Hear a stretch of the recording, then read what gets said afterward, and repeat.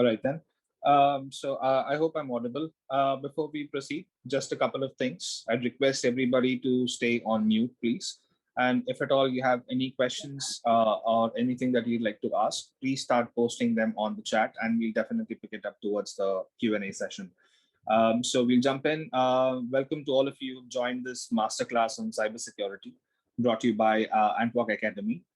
Just a short run about Antwork. It's an education platform driven by real professionals sharing real insights. And there are more than 3,000 global professionals from over 30 plus countries who've shared their knowledge across 15 domains. And you can head to www.antwork.com to check more than 30,000 videos that are available for you for absolutely free.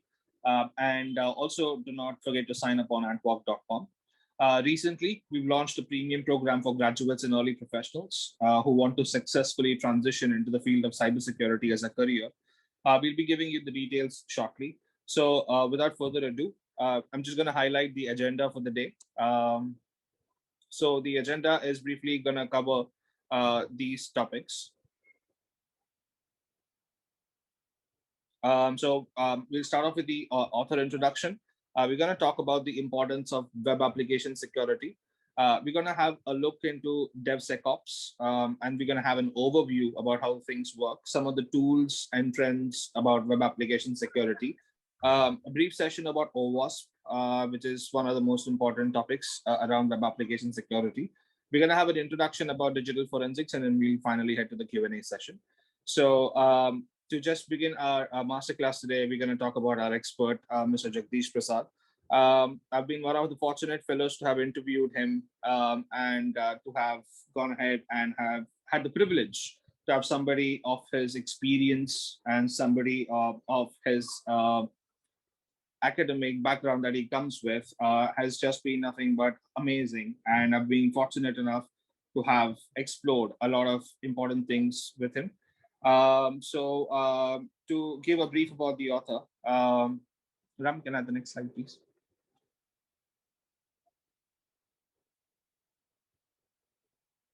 So to give a brief about the author, he's been involved in the IT industry for over 3 decades. He's worked for all the big brands that you can think about, like TCS, HCL, HSBC. He's also CISO certified with the Chief Information Security Officer. He's worked across a multiple amount of countries across US, Canada, Europe, Singapore, Australia, and India, to name a few. He's also a technology consultant for a lot of companies and startups. As far as his teaching experience, he also teaches in BITS Pilani, and he's been doing that for over a couple of years. He comes with a specialty around cyber and network security, cloud computing, and machine learning. And he also conducts corporate trainings. The academic world, you can see he's an MTech and production engineer from IIT Madras. So that doesn't need a great deal of introduction because that speaks for itself. I'd request you guys to enjoy the session, and I'd request Mr. Jagdish Prasad to share his screen and continue with our presentation. Thank you so much. Welcome everybody, and welcome.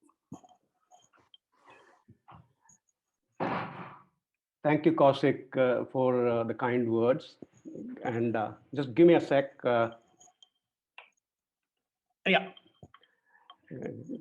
And a very nice and generous introduction. I'm not sure I deserve that, but it's been nice to be associated with Antwork, and guys who are on the call. I've been associated with the Antwork team for last about 5+ months, and the way they've been going about it, and in a structured manner, in a focused manner, and the areas they want to work on, and the objectives they have. This is something really, really phenomenal and very, very interesting. Okay, so let me share my screen while we are. So, guys. And I hope I'm audible to everybody. Kaushik, if you can please confirm. Yes, sir, you are. And is my screen visible? Yes, sir, I can see. Yes, sir. Okay. So let me put my screen into, and let me minimize this. Okay, great. So I think we've gone through the agenda, so I'll skip that, as well as I'll skip my intro slide as well as now. So uh, let's uh, let's start with the scenario, and uh, one of here, maybe Kaushik or Ram. I'll take Ram, your name, just for the sake of. So Ram is a regular shopper at one of these e-commerce sites. I will, for the sake of not being biased or not being, vilifying one particular site, I'll say this site's name is xyz.com. It could be anything. We go to Amazon, we go to Flipkart, we go to, there are 10 sites where we go, and we're regular over there. And normally these sites take our credit card details. They store it for our future, convenience. Next time when I go and order, it becomes easier. Now suddenly Ram gets a mail from Amazon, and Amazon says, Ram, you've been an excellent customer to us. You've been very loyal. You've been buying very regularly from us. So we want to, upgrade you to our premium club membership. And then there is a link, and he said that just please, verify your account details with us. Ram is happy. He knows that, yeah, I've been buying quite a lot from xyz.com, and he doesn't suspect anything. He happily clicks on the link, and there are a couple of questions. Uh, the account verification details. Ram does it happily, and he doesn't even remember it. He forgets it, and things start happening after a couple of days. His credit card gets debited for a number of transactions, and for good amount.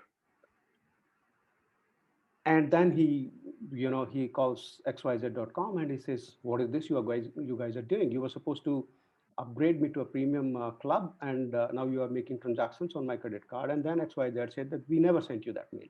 Now this is what is cyber security. This is what is called a cyber attack. So this is what. Sir, just a quick thing. I think your laptop is showing low battery, so if you don't mind, please connect it to your power. Just connected. Perfect. Thank you. Yeah, I have connected it. So yes. Okay. So this is what cybersecurity is all about, or cyber attack. And we're going to talk in a very brief manner today. What are the key things, how attacks are done, as Kaushik has explained. It has become very, very important in today's scenario, reason being that we do almost everything online, whether it's your banking thing, whether you're buying, whether you're selling things. And you would have heard quite a lot of things happening on some of the popular selling sites like OLX and all that. Now, I'm just sharing few examples. Haldiram was hit by a ransomware last July, and they were asked for a ransom of about 750,000 US dollars. Now, I don't know whether they paid or not paid, but this is the kind of amount involved, and all their servers are hit. And Haldiram is not alone in this. There are number of things around the same time. Number of attacks happen. On a lighter side, the attacker seems to have got sweet tooth. They attack after Haldiram, about a couple of months after they attacked another sweet shop in Delhi, Mithas, and similar kind of ransom was asked for. This is not a rare or isolated incident. 52% of Indian companies have faced some sort of attack in last 12 months, be it ransomware, be it denial of service, be it some other type of phishing attack, or be it some credentials stealing or social engineering, whatever it could be, they have faced. The rumor is that even the Mumbai power outage, which happened in October 20, probably there was handiwork of Chinese hackers. Not confirmed. While in the newspaper you would have read it that that the Mumbai Power Corporation has denied it, but there are strong these things. So the thing is, everything which is on the net today is accessible to bad actors, and they can, if we are not safety conscious, if our assets are not secure, these are exposed to attack. In fact, if you see, India is the third largest, some issue. Yeah, India is the third most attacked country after United States and United Kingdom. And the key type of attack, which are denial of service, SQL injection, man in middle, and phishing. These are the type of techniques, or these are the attacks which are used normally. But the key point here is to look at that India is the third most attacked country. And in fact, the government of India did a study, and in June, July last year, when we were at the heightened tension of at Ladakh, there were huge amount of attacks coming in from China side. So that was another thing. Okay. So how does an attack happen? Is it simply like, let's say, when the guys did an attack on Haldiram, that attack would have been maybe a couple of hours work where they encrypted all their databases. But prior to that, there is a whole series of steps. And the 2-hour attack probably requires, maybe 2 months or 6 months or 8 months of very careful planning. And this is something called attack plan, or in cybersecurity, it is known as cyber kill chain. And it has got about 8 steps. There are someone say 5. There are some authors which call it 5 steps, some call it 6 steps, but I call it 8 steps because it, it bifurcates each activity very clearly. And one of the major activity is reconnaissance or intelligence gathering. The whole exercise of cyber kill chain is an equivalent of a military operation. The way a military carries out an attack, they simply don't go into an attack field and start engaging the enemy just one fine morning. Prior to that, they do very meticulous planning, and they do lots of scenario playing. Exactly similar thing is what a hacker does. He gathers lots of information about his or her target, which is called reconnaissance. Based on that, they develop an attack strategy and implant. They identify a vulnerability in the target system and implant a weapon, which will give them further details. How do they? Which is the second stage, weaponization. Third stage is how do they plant the weapon into a victim's environment, and based on the details or based on the information they're getting from the victim, using the weapon, they start planning exploitation. They get better idea about the environment, they get better idea about the network, they get better idea about the network attack surface, and they identify and zero in on an attack surface, and then they plant further weapons if required.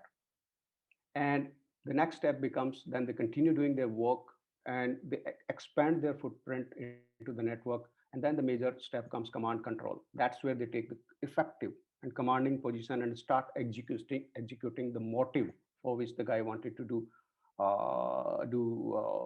the attack. So that's when they would start encrypting their databases, as they did in case of Haldiram, so that or they could start deleting the data, they could start corrupting the data, they could start downloading the data, depending on what the motive was. And once they achieve their objectives, then of course They close the operation, remove the footprint so that nobody can track them, and they leave the place. Normally, they might leave a small presence in the environment so that they keep getting the kind of information they were looking or they are looking in future. But this is how an attack goes. So whenever we hear about a denial of service attack or a ransomware attack or something which happens only for a few hours, it's not just a few hours. There's huge amount of planning which goes behind it, uh, and which hacker does. Okay, so that's about cyber kill chain. And guys, Kaushik, if there are any questions coming in between, which needs to be taken then and there, I'll be happy to address it then and there. So this is what the whole process of the cyber security or cyber attack is, and this is what, when you learn about the cyber security, you go through. So you act with a mind share of a bad actor, and then find out what the vulnerabilities are, how to plug them vulnerabilities. So before a bad actor reaches, you have plugged out those vulnerabilities. Okay.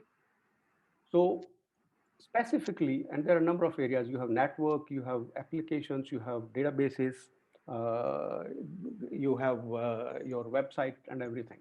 What I'm going to quickly focus on a couple of areas, which is web application, because everything is web-based today.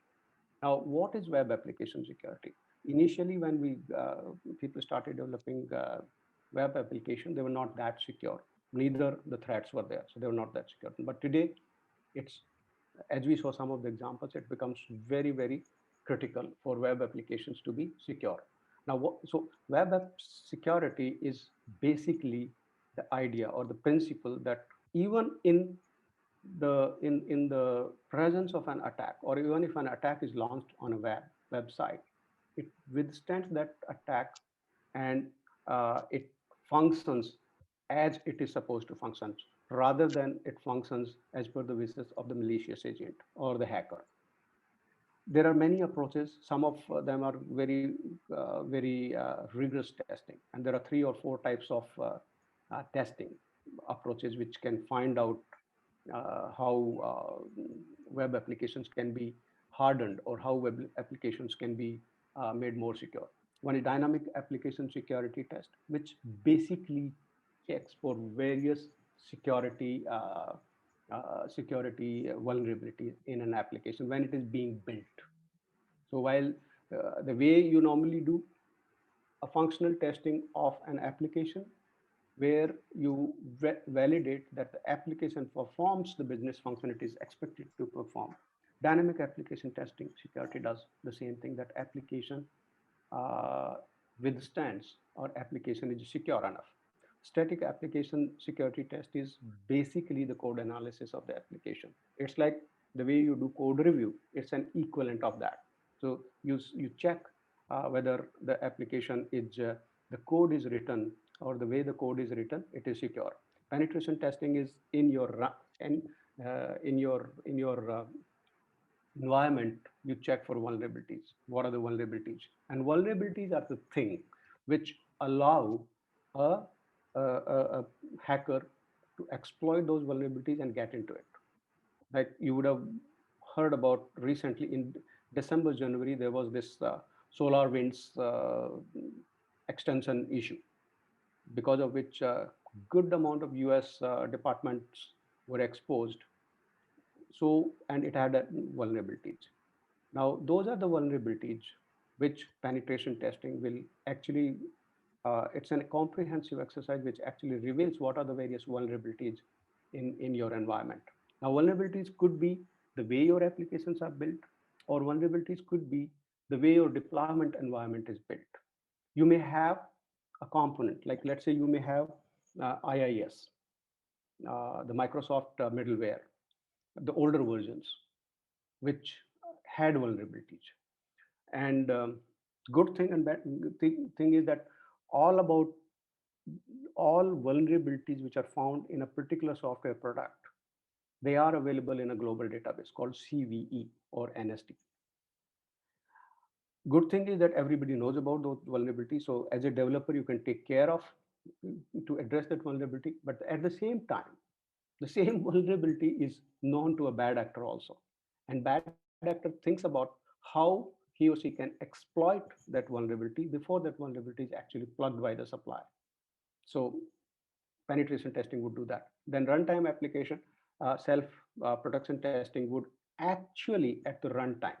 Now, what you normally do, dynamic DAST and SAST are part of the development process. Penetration testing is kind of one-off exercise where you find out where are the holes in your house, what are the possible places from where a burglar can get into your house, and you plug those.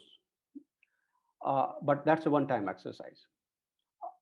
If there is another hole, or if the burglar comes and he breaks a wall, your penetration testing doesn't help because it's a snapshot at some point of time. Runtime application self-protection is the latest technological advancement, which is where an application at any given point of time while it is running, it identifies based on the kind of behavior of the user or the hacker that whether I'm being attacked or I'm not being attacked, whether it's a malicious transaction or it's a genuine transaction. And based on that categorization, it can take an action. It can either stop the transaction, it can create an alert, or whatever it is. So that's the latest one. So we talked about some of the vulnerabilities, and what are these vulnerabilities are. Cross-site scripting is one. Okay, so cross-site scripting basically means. Hello. I'm sorry, sir. I think somebody unmuted themselves. It's okay. So cross-site scripting is something where a hacker takes care of or takes advantage of. I'll give you a very simple example. Whenever you have in a browser, like let's say contacts page, or sorry, comments page. In comments page, and almost every website has that comments page. Normally we write normal text. We either write about a product or something else. It's a good product, it's a bad product, whatever it is, we give our feedback. Now, if you are a hacker, rather than writing that, you could actually write an HTML code over there. You can write a script. It could be HTML script, it could be JavaScript, whatever it is. And boom, it goes into the database. It's posted as a comment. So hacker has posted it. Now Ram comes and he wants to know about this product. I want to buy on xyz.com.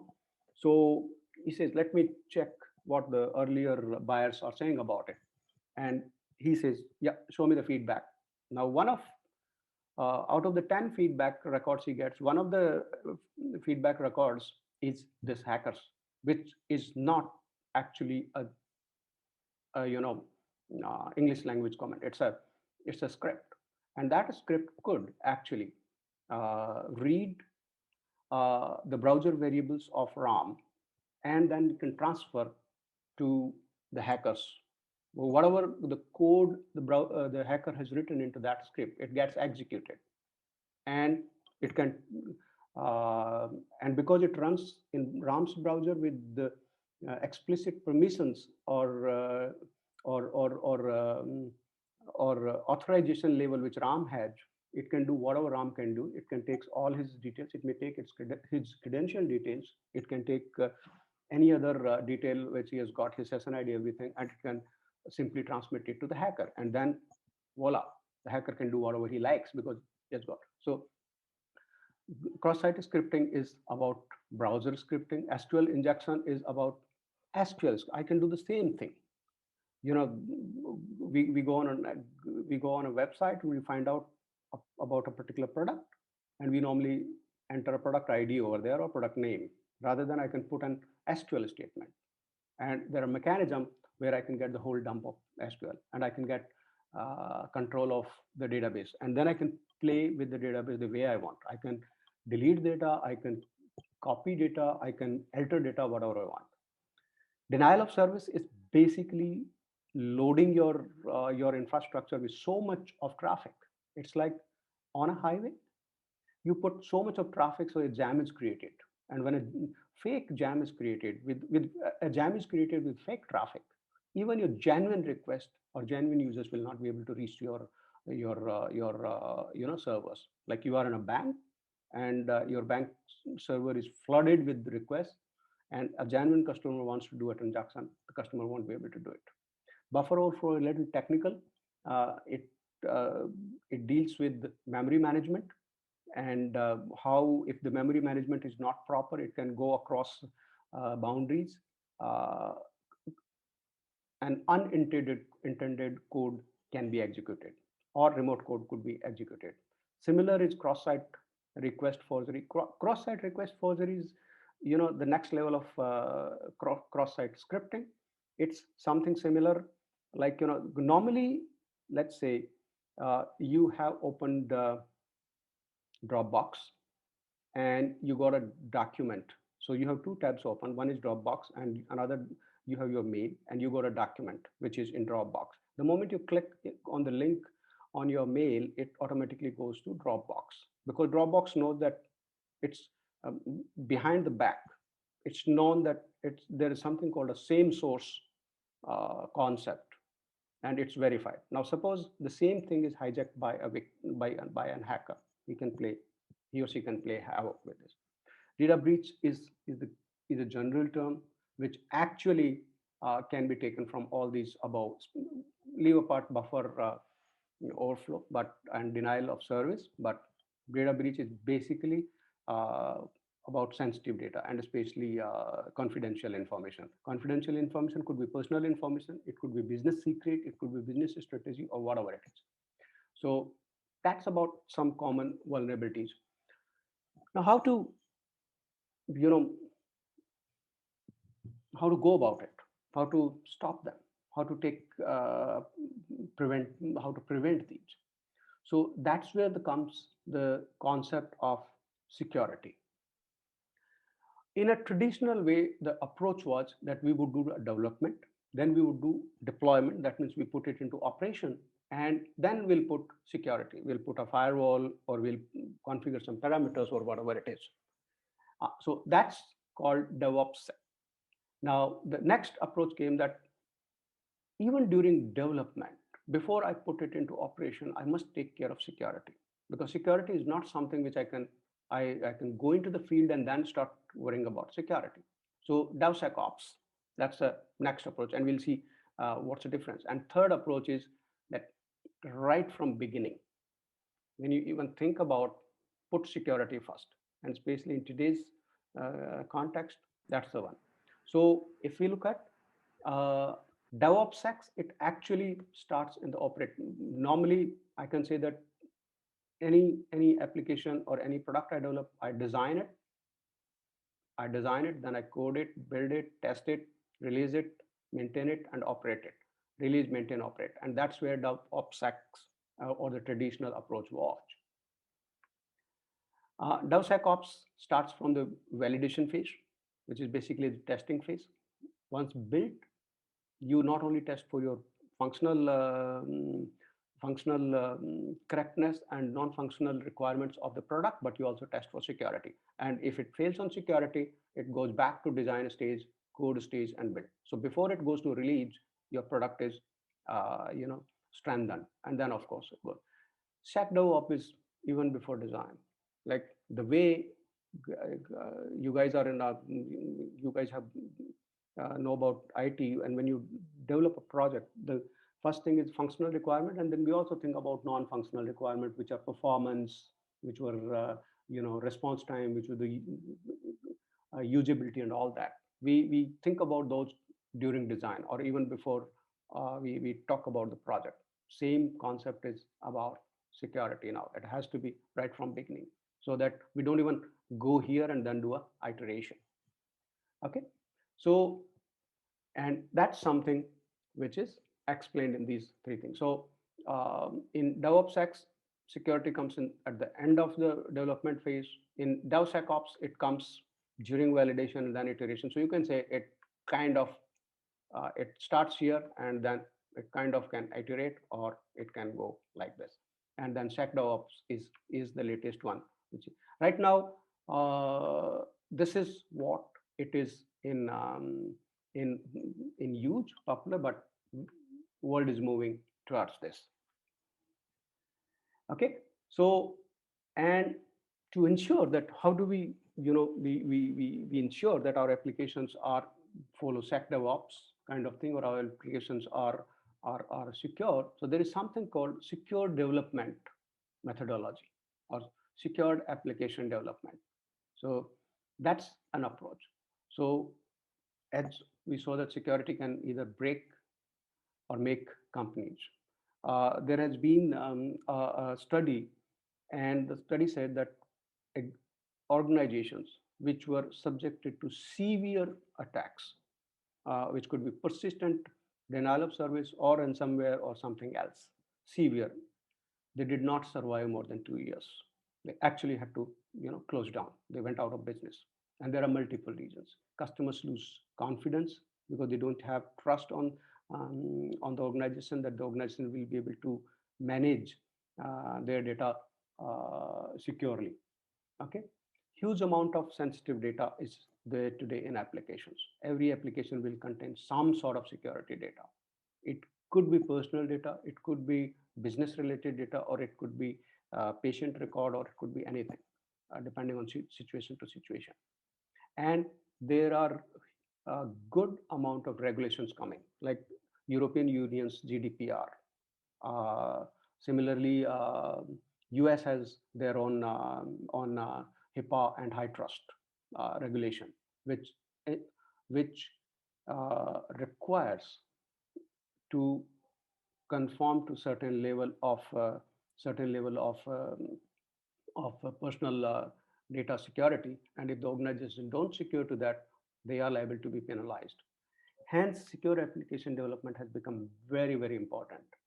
OWASP is an open source platform which identifies, and which has been a great initiative and a great help and great guide towards helping secure application development. But end of the day, this has become very important, and that's where security personals are very much in high demand. Security person, secure. If you look at today's job or role surveys, almost every portal is projecting that security skills are in top 5 skills. Okay. Okay. So what are the various tools and techniques which are used? Shifting to cloud is one, because cloud is with the expert guys, and they provide a basic minimum security. I remember a client of mine who was recently was hit by ransomware about few weeks back, and now they've decided, and they had their own in-house data center, and now they decided to move to cloud. Ransomware is a big threat. Open source attacks are on increase. API vulnerability is very, very high, because today everything is API driven. When you are, let's say, in Amazon, when you are making a payment through your credit card or through your net banking or through UPI, there are multiple systems which are owned by multiple organizations. So there is Amazon. Then Amazon might be using a payment gateway, which could be owned by a third party. It could be LaserPay, or it could be Amazon's own, or it could be somebody else, Paytm, or whatever it is. And then finally your bank, with systems are owned by somebody else. These three systems, I'm saying more than 3 are involved, but these three systems, they have to work in tandem to make one transaction complete. And if any one system has got an API, and they work on APIs, and any one system has got APIs which are weak, an attacker can go and cause a havoc.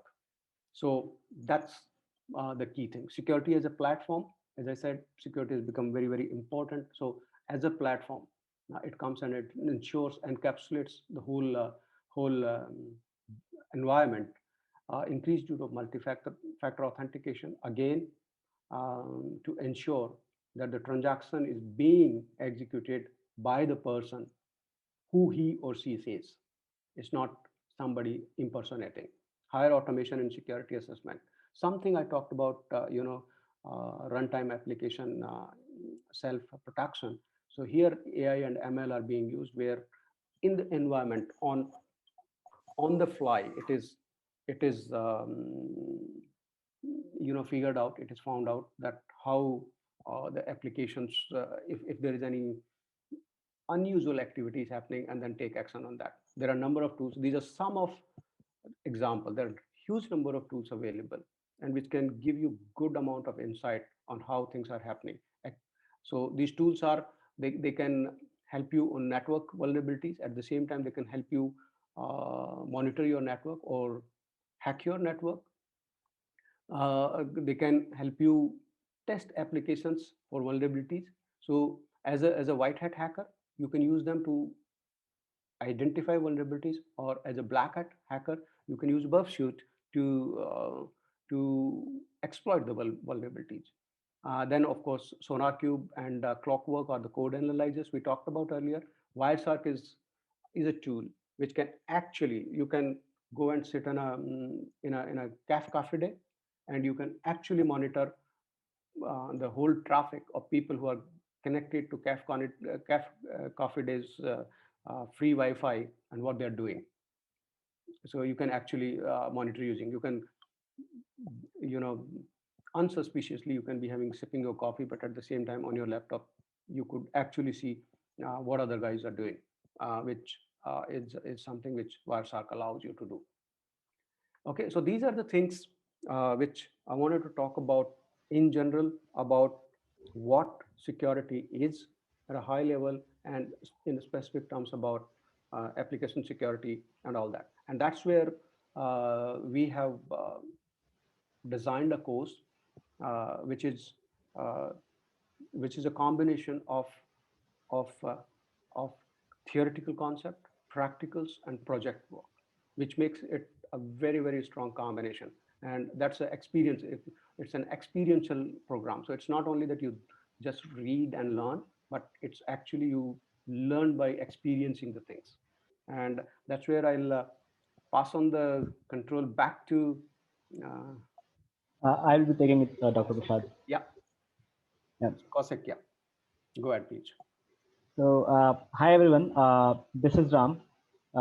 So I want to introduce you, the NTWORK Aspiration Learn program on cybersecurity.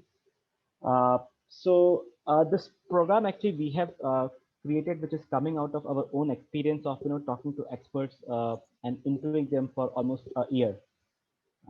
And what we have realized is it is always a good idea to talk to domain experts in case if you want to have very, very deep knowledge, right? So in that sense, what we have come up with is a program which is a 16-week long course, of which 12 weeks are dedicated to a core part of the cybersecurity program. And every week or 2 weeks, we are taking up a very, very very special section of a cybersecurity, which is taught by a person, an expert who has been in that that skills, who has mastered that skills and have been working for it for last multiple years, right? So the way actually we have designed our program is also to give not only the core knowledge to participants, but also help participants upskill themselves through soft skills, CV preparation, mentoring sessions. Because what happens is even the cybersecurity, like lot of your work actually goes into talking to people, convincing them, right? And not only in your job, but it is also very, very important to get your CEO placed also in the company. So the 16-week program that we have designed, it is focusing not only on the core skills, but we are also trying to give a lot of emphasis on improving the soft skills part of of the participant, either it is in terms of visual communication, oral communication, written communication, right? And at the end, probably you'll also be able to come up with very good CV preparation, and we'll also have a lot of interview sessions to make you ready to face the interviews. So the classes that we so through a whole 16 weeks, every week we'll have 3 classes, right? All these classes will be scheduled on the weekend. So one class will be on Saturdays, which is for two hours, and on Sundays we will have 2 classes of 2 hours each, right? So every program, what we are trying to do is not only give you the core concept of the program, but also trying to bring up the experience that these experts have in whenever they have encountered some situation in their professional life. And along with their professional experiences, every island or every competency will also have a lot of tools, right? So that so that you learn those tools, and these tools are exactly similar to what is being used in industry, or it is very, very close to what is being used in the industry. So that whenever you join some company, you can hit the ground running, right? You already have experience with all those tools. You know what to do from the day one of your job, right? So that's the important part of this whole program. Right. So so we have 10 different experts who are in their own who are expert in their own domain. Plus, we are also bringing the soft skill trainers, people who are very good at their soft skills. They will help you also to improve up your skills. Right. We have almost 100 hours of live classes. Right. And every class, every topic will be accompanied by a few pre-reads, so that you come to the class prepared. Lot of tools will be discussed, and every every week you will have some projects, right? And these projects will be very close to whatever you are expected to do in your job. So these projects will also be assessed by the experts, and whatever comments they are going to have, right, that you will be able to show them as part of your own work, and probably it will become part of your portfolio, right?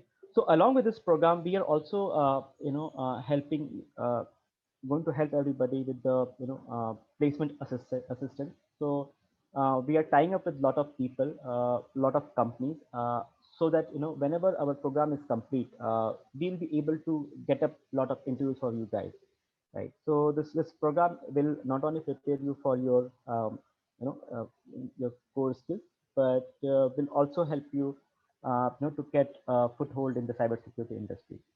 So what we will do is I will pass it on the mic to Kaushik. He will just give you a brief about what exactly are the things that we are going to cover in our in the experiential program.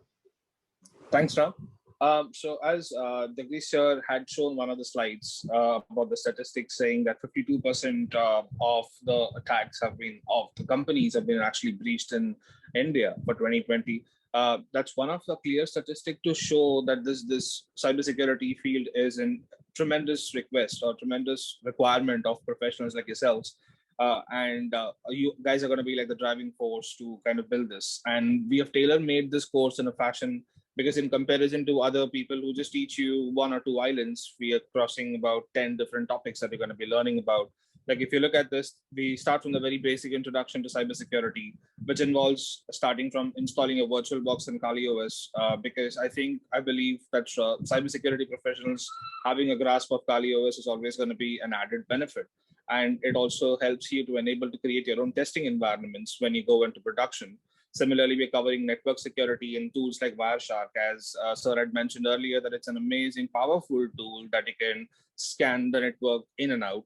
And obviously, cyber attacks is one of the highlights of the topics, because with the growing era of technology, not only in India, but globally, cyber attacks is becoming a very big phenomenon that every company is expected to be hit by a ransomware attack almost every 3 hours or every 5 hours. And learning about web application security, as the agenda says, that web application security and digital forensics are going to be something that Sir is going to cover. So these topics that he has discussed on and over is going to be discussed in depth throughout the classes, in addition to you learning tools like Burp Suite and OWASP Zap. And believe me, these tools are so powerful that with some few mouse clicks, you can actually potentially make use of this tool for your own benefit. Now, the highlight of this section, if you see, web application security, network security kind of goes hand in hand with the network and the web application being different layers. And incident management is one of the events that is known because once you breached, you need to know how an incident or a breach can be resolved. And we are discussed use cases with Jira and Zendesk, which is one of the industry tools being used for most of the incident management purposes. Ram, can I have the next slide, please? Yeah. And then digital forensics is going to be one of the topics which is going to be taught by Sir again, wherein he's going to be teaching you about tools like autopsy, because every security event that happens, you need to know or understand the forensics bit of it, because unless or until you do not know what happened or how it happened, you won't be able to keep yourself more secure in the future. And that will be followed by compliance frameworks, identity and access management, along with case studies of CyberArk. And then the last two, which will be cloud security. And undoubtedly, cloud security is definitely an important topic to be discussed because of us all moving to the cloud environment. This is going to be one of the hard jobs that is going to be in requirement, at least for the next few years. And finally, our last session would be around cyber threat intelligence, which will briefly discuss about the different types of threats, which includes external, internal threats, and use of basic tools like OpenCTI and ThreatCrowd. So what I'd recommend is when you come into this AEP or Antwork experiential program, as what we call it, the best or the highlight is going to be that you come with an approximately rough knowledge of what you've been taught around or what you learn. But when you go out from here, you'll see aspects of fields which will make you a stronger candidate, because you're not learning about 1, 2, or 3, but you're learning about 10 different domains, which also gives you insights to pursue your career further. And I strongly recommend you guys to kind of head to this link. Ram, can you just go previous slide, please? The slide that you were explaining. So there's a code down there. That code will be shared with you. Once you head onto this code, you'll be able to kind of check the bootcamp program in detail. And I'd strongly recommend you to do that, right? So without any further ado, I'd request Sir to just conclude our presentation with a couple of topics left up. Yeah. Thank you, Kaushik, and thank you, Ram.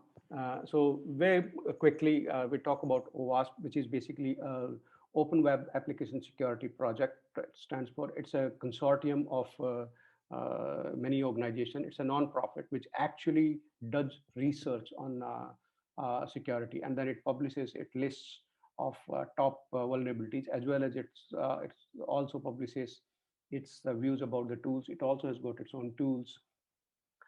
It's a community-led program, as I said, like any other community-led program. Over 275 local chapters worldwide. There are tens of thousands of members, and industry-leading organizations are part of it, IBMs and Googles and Microsofts of the world. And it also has educational and training conferences programs. You can go on OWASP.org and you can find a lot about it. So one of the things which OWASP does is it publishes at regular interval, not yearly basis, but it publishes at regular interval, normally about 2 to 3 years, top 10 security vulnerabilities and which are being exploited and which are being taken advantage of by the hackers.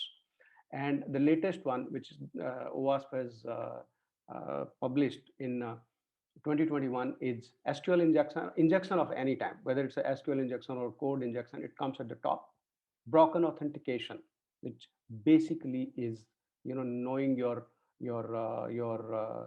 authentication details. So it's, in a layman's language, your user ID and password. It could be hacked through multiple techniques. It could be social engineering, or you could be using default user ID and password, or somebody would have by mistake would have published. And there are tools available where, which can show. There are a number of organizations, even on the web, by using some particular commands on Google, you can find out there are a number of places you will be able to figure out their default user ID and password.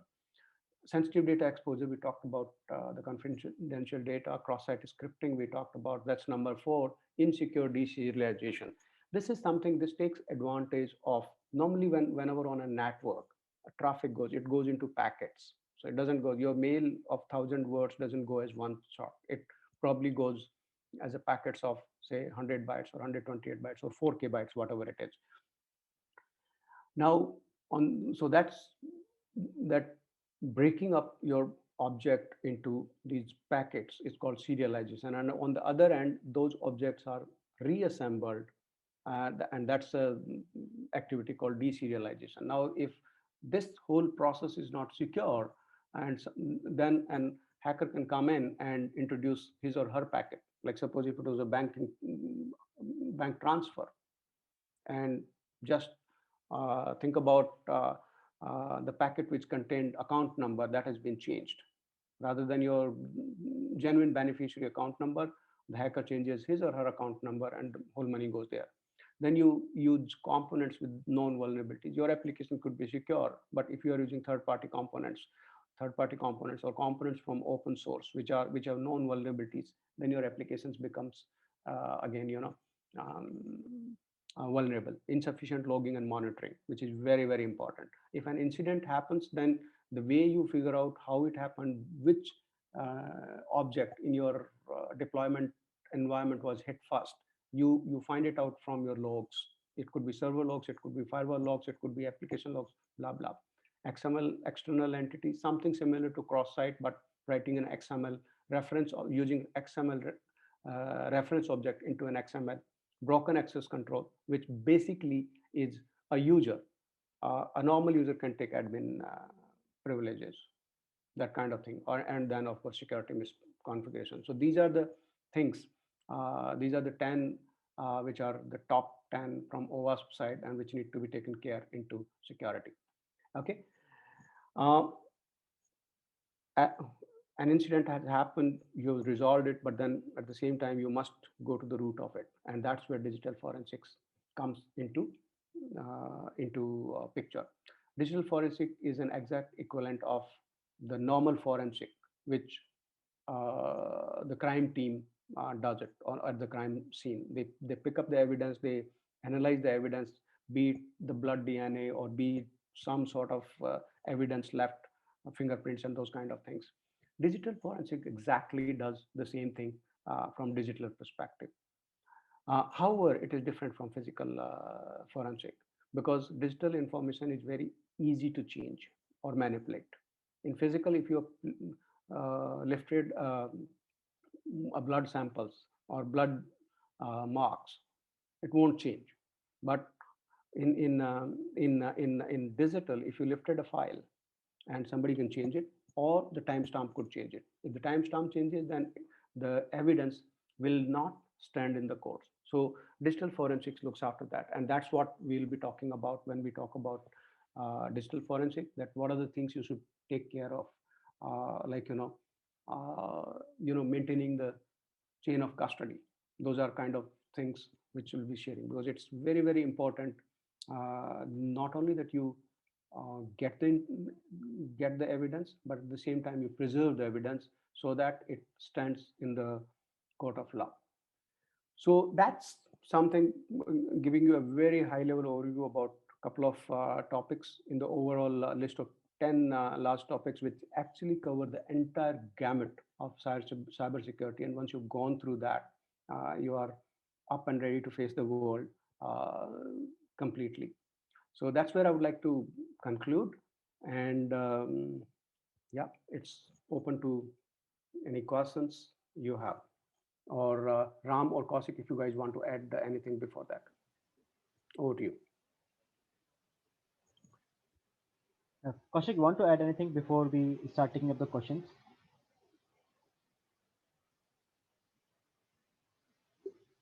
Okay. So, Dr. Jagdish, there's one question from Kamal Pruthi. Right. Right, which is, in today's time, companies are leveraging APIs. Could you please suggest some manual and automated tools to test API security? And what are the common vulnerabilities that are there while testing API security? So the first thing in API security, Kamal, right? Yeah, it's Kamal. Right, Kamal. So there is I'm just taking one very simple example. There is a concept of called context. It can be called session ID or it can be called by different names in different places. But the context has to be maintained throughout as I earlier discussed that example, that it will go from Amazon to the payment gateway to your bank, and then back. The context has to be retained, and that context has to be so strong that nobody is able to change it. Now, one of the mechanism which is used is encryption, and use a strong encryption. So a very short answer to this, but this is the thing which is in API vulnerabilities and API security is used. One is the data has to be, because it's traveling between different systems, so it has to travel in an encrypted form, and then it has to maintain that context. So nobody is able to impersonate, because if the guy has to impersonate, then they have to recreate that context. It could be assassin ID, or it could be a token ID, or it could be anything which the applications have to be ensure. Okay. So there is also a general questions, Dr. Jagdish, around the cybersecurity program is is the coding and programming language a prerequisite for somebody to get into this domain of cybersecurity?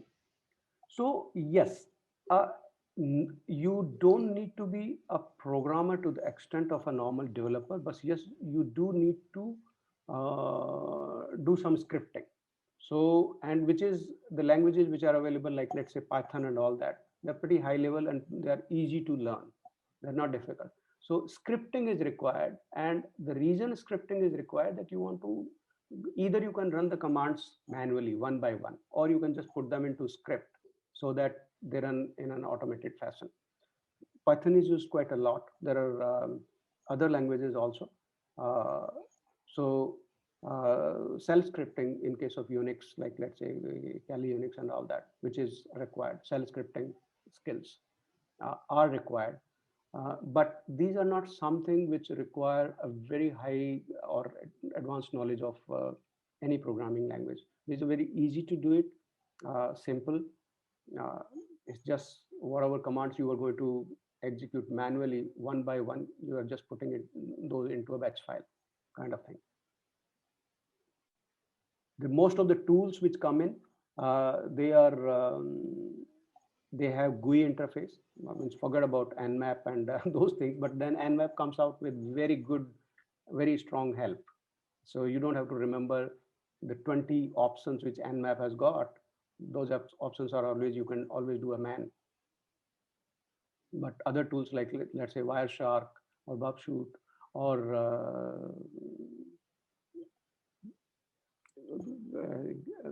any other they have a GUI user interface.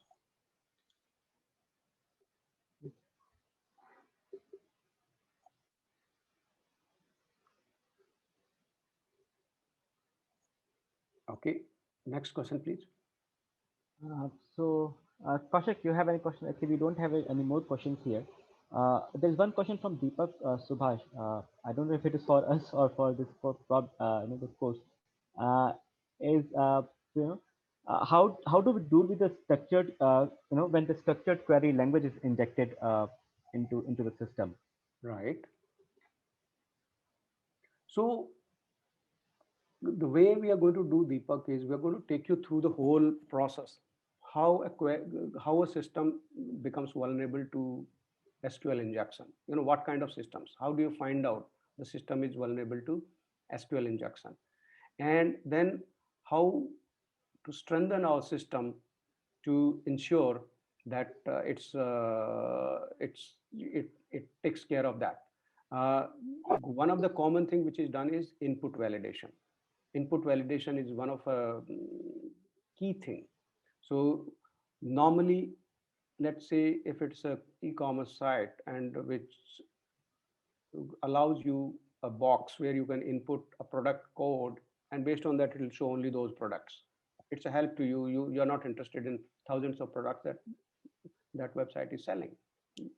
Now over there, you can input an SQL statement where you can say 1 = 1. Now your application should be intelligent enough to check whether it's a valid product code or it is some SQL statement. So that's at a high level, which I can tell you, Deepak, this is how you ensure. Input validation is one of the mechanisms which is used to avoid SQL injection. Okay. So probably we'll take one more question. Which this is from Ramesh. Right. So he's asking like, how can we secure the SaaS-based apps, and what are the good tools for that? Okay, so there are multiple tools. I won't go into particular names, but SaaS application are, if you look at, you have to look them at in two stages. One is it's a normal application. Think about it, it's a normal application. So all the things which we talked about in web app security will be applicable to this. It has to follow secure development. It has to follow. The principles of DAST, SAST, and runtime application self-protection. Now, when it goes to cloud, there are a couple of things which get added on. And cloud, when your application is running on cloud, and especially in a SaaS mode, it runs in something called multi-tenancy mode. You know, the same application I might be using, Ram might be using, Kaushik might be using, and Ramesh might be using. So the application, so that's a scenario which is different from if had the application been running into, you know, our dedicated data center. So the same application could be, you know, in that case, Samsung could be running it, Nokia could be running it, LG could be running it. So in multi-tenancy, then the application has to ensure that there is, you know, there is this pakka wall between the data of these different applications. So we call it tenancy control. That's one of the things.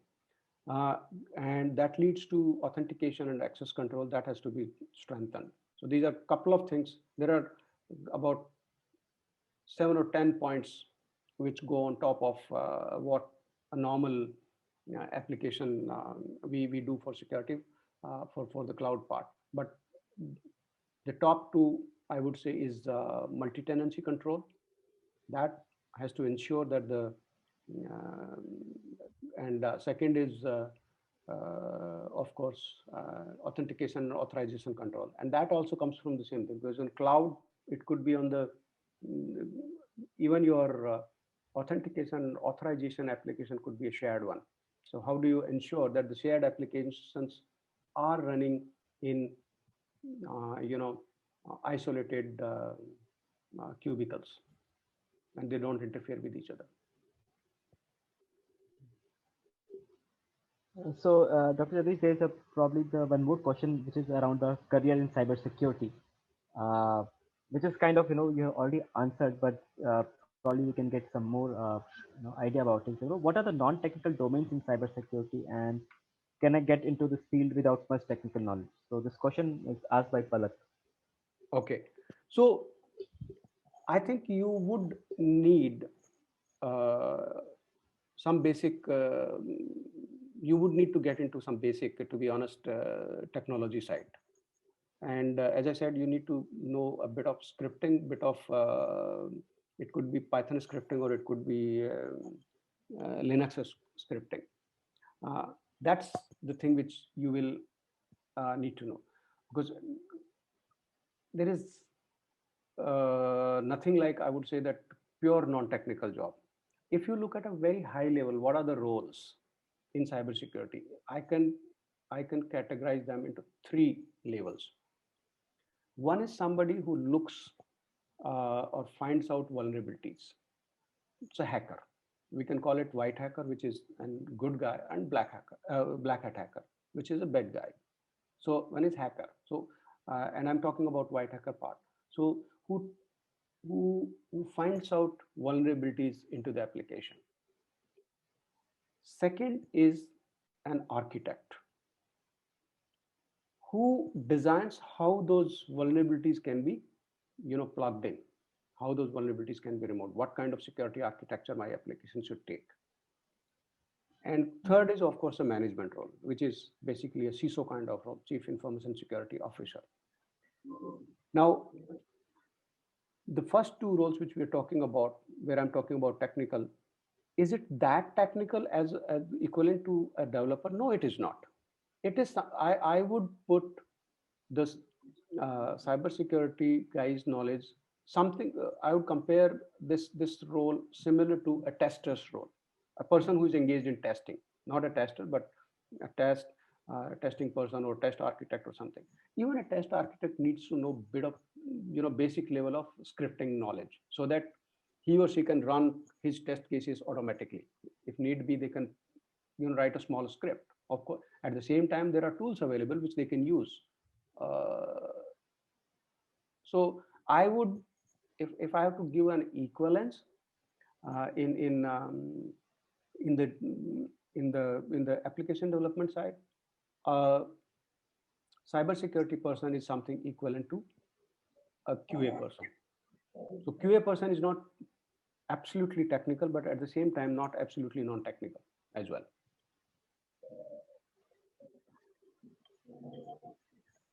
Hope I'm able to give some idea of what kind of technical skills you require. All right. Thank you so much, sir. That was a wonderful session. And what I'd recommend everybody is to just head to the Antioch website for more information. And we can't just remember he's also taking two of the important islands here. So do enroll for the course to learn more and see yourself transition from where you are to where you potentially can be beneficial for the cybersecurity industry today. Thank you so much, sir. Thank you, Kaushik. Thank you, Ram, and thank you everybody who has participated in this discussion. It was lovely, and have a good evening. Thank you, sir. Thank you. Bye-bye. Bye.